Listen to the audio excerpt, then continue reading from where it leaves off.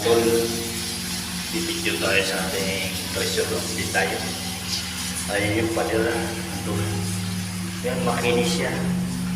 Yan. Yan. Nasa pinakailalim tayo mga tol.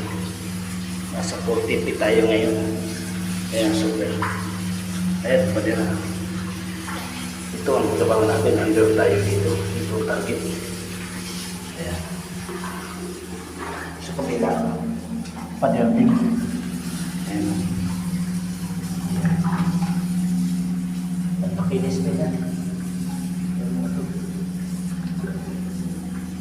Makinis din yan. Sapot. Lalagyan ng file. Yan ang pasok. Nasa 40 feet tayo. Nakatatlong dropping na tayo. Ayun, lumtap. Kaya tayo. Sa lapag tayo. Pero makita niyo yung pag-dropping. Yung mga dropping yan, ano ito ginawa. Ito'y ginawa lang ng 2 tao sa loob ng 2 buwan. Yung mabilis ito.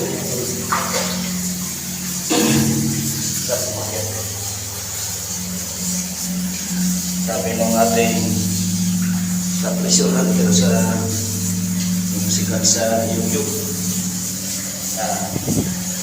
bakit nis daw butas no yun para naman magpina alam mo paabot po sa kanya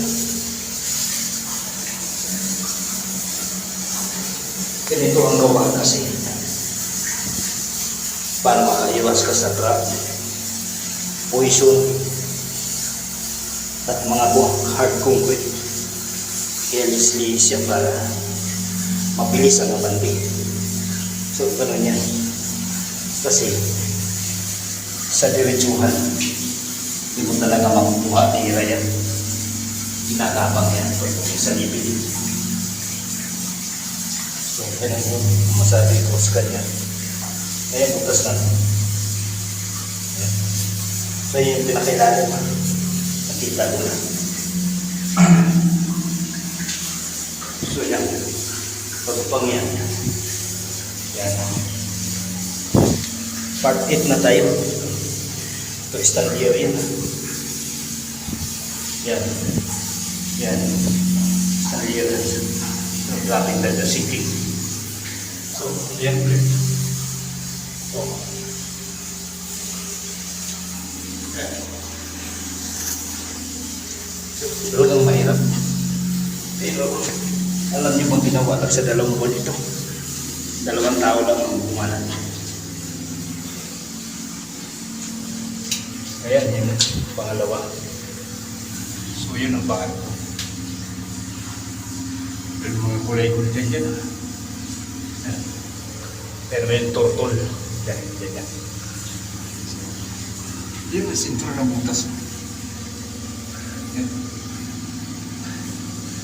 So yun ang masabi ko dun sa sabi niya ba ay para daw may nagbibilang taikot-ikot daw so yun ang pagkakamali niya alam mo pag puro sintro ang butas mo puta yan yung 2 buwan mong trabaho ginagawa mo sa 1 taon porto yung financer niya may financer sipin mo kaya mong trabaho sa 2 buwan ginawa mong 1 taon ano yun o hindi mo alam yung ganitong diskarte yan nga pa ang pupunta dyan under yan gapang under tapos traffic light yun so yun ito yung diskarte natin tapos traffic